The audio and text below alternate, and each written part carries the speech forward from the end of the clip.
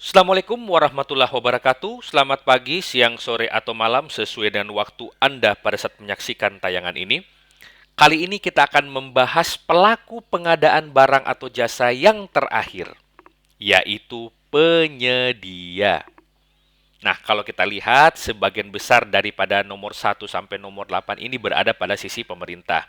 Nah, penyedia ini berada di sisi yang sebaliknya. Apa itu penyedia? Mari kita lihat. Kalau kita berbicara penyedia, ada dua definisi yang perlu kita lihat. Pasal 1 angka 27 dan pasal 1 angka 28. Kalau kita mengatakan penyedia, penyedia adalah pelaku usaha yang menyediakan barang atau jasa berdasarkan kontrak. Berarti ada istilah pelaku usaha lagi dong? Ada. Nah, ini lihat di atasnya.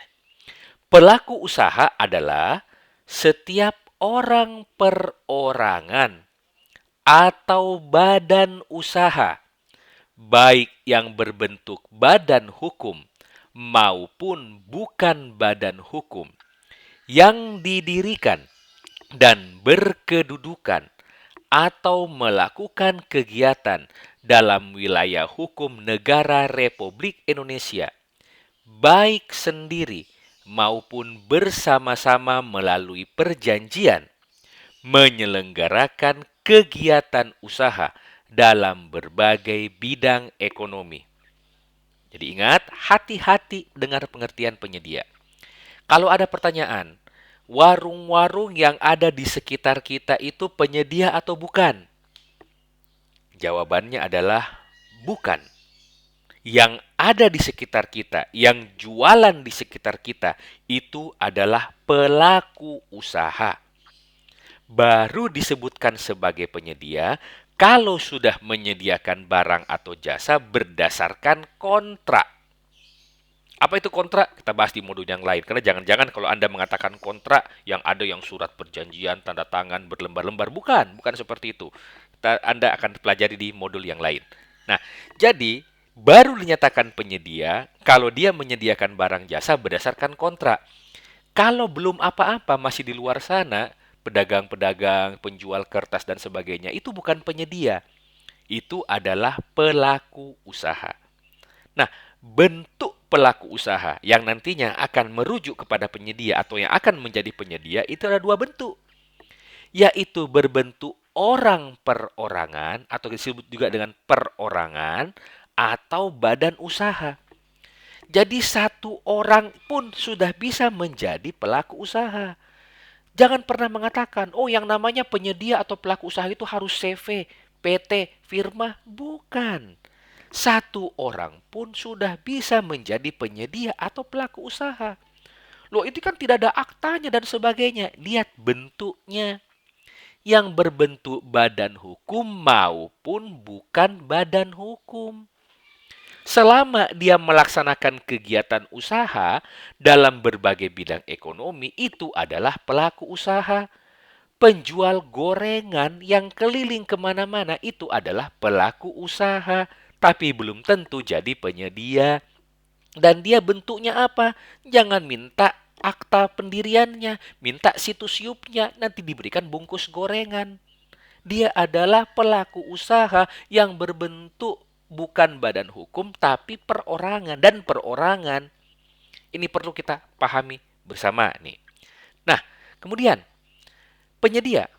Penyedia wajib memenuhi kualifikasi sesuai dengan barang atau jasa yang diadakan dan sesuai dengan ketentuan dalam peraturan perundang-undangan. Kenapa harus ada kualifikasi? Agar kita mendapatkan penyedia yang qualified. Sekali lagi, mengapa ada kualifikasi? Agar kita mendapatkan penyedia yang qualified.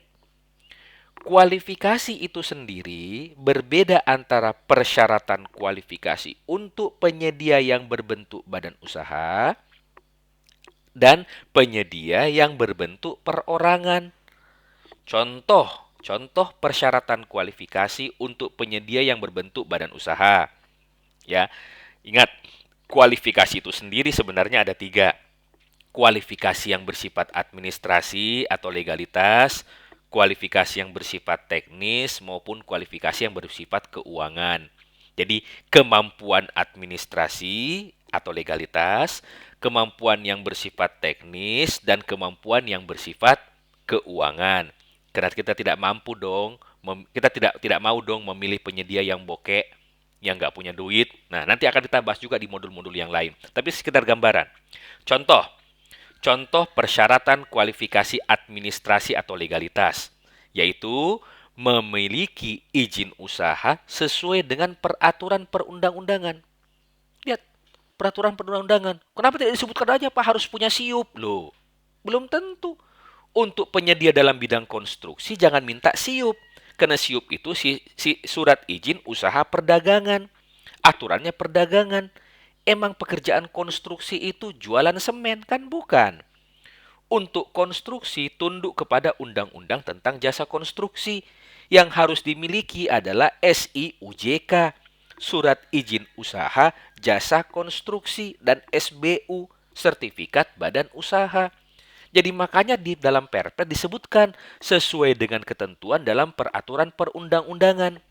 Anda sebagai pengelola pengadaan barang atau jasa harus memahami ketentuan peraturan perundang-undangan yang berkaitan dengan pengadaan barang atau jasa. Jangan sampai untuk pengadaan komputer mempersyaratkan SBU, mempersyaratkan IUJK. Tapi kebalikannya juga, jangan sampai bangun jalan dan bangun jembatan mempersyaratkan SIUP. Itu namanya kebalik. Nah, contoh lain, perusahaan itu harus taat pajak dong. Kalau dia perusahaan, berarti harus punya NPWP dan telah memenuhi kewajiban perpajakannya.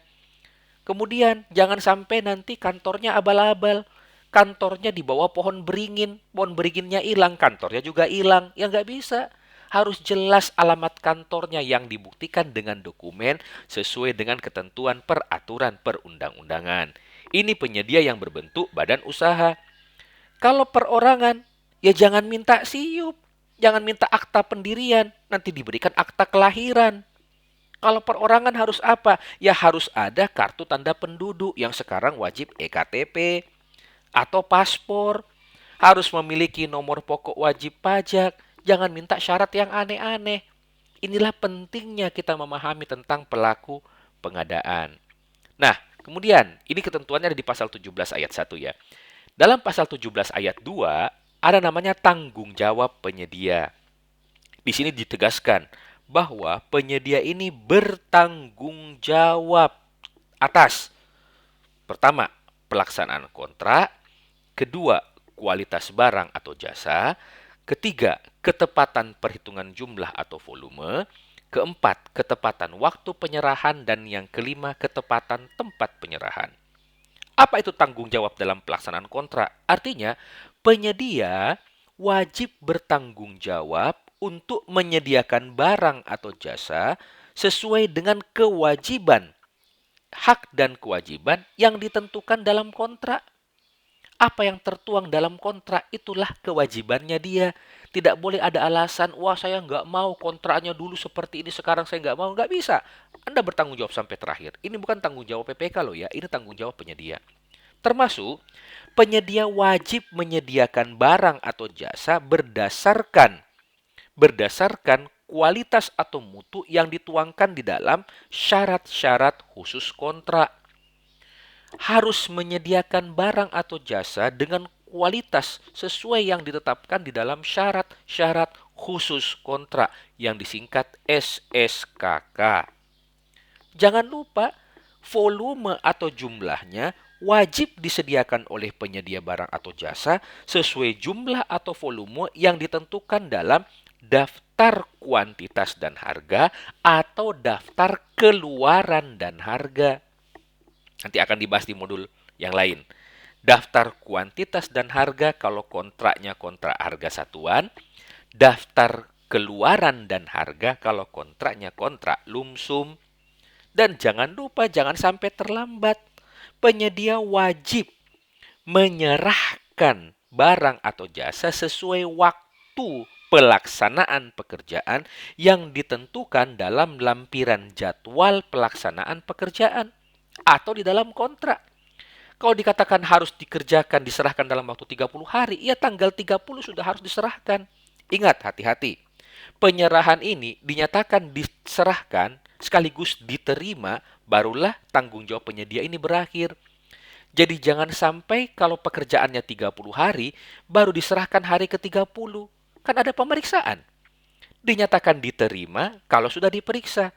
Jadi berikan space waktu untuk pemeriksaan, karena baru dinyatakan kewajibannya selesai kalau telah diterima sesuai dengan ketentuan yang dituangkan di dalam kontrak. Dan yang terakhir, tanggung jawab penyedia adalah bertanggung jawab untuk menyerahkan barang atau jasa sesuai dengan lokasi pekerjaan yang ditentukan dalam kontrak. Jangan mengatakan, saya hanya mau serahkan di sini, kenapa? Nggak ada pengiriman ke sana. Ya nggak bisa. Anda menawar, sudah memperhitungkan segala kemungkinan-kemungkinan yang terjadi. Kalau tidak sanggup, usulkan adendum. Usulkan perubahan kontrak, tergantung PPK diterima atau tidak. Harus ada justifikasi teknis yang jelas. Jadi kalau mau ada perubahan, adendum kontrak terlebih dahulu, barulah bisa dilaksanakan sesuai dengan kondisi lapangan. Inilah penjelasan tentang penyedia. Terima kasih. Wabillahi taufik wal hidayah. Wassalamualaikum warahmatullahi wabarakatuh. Salam pengadaan.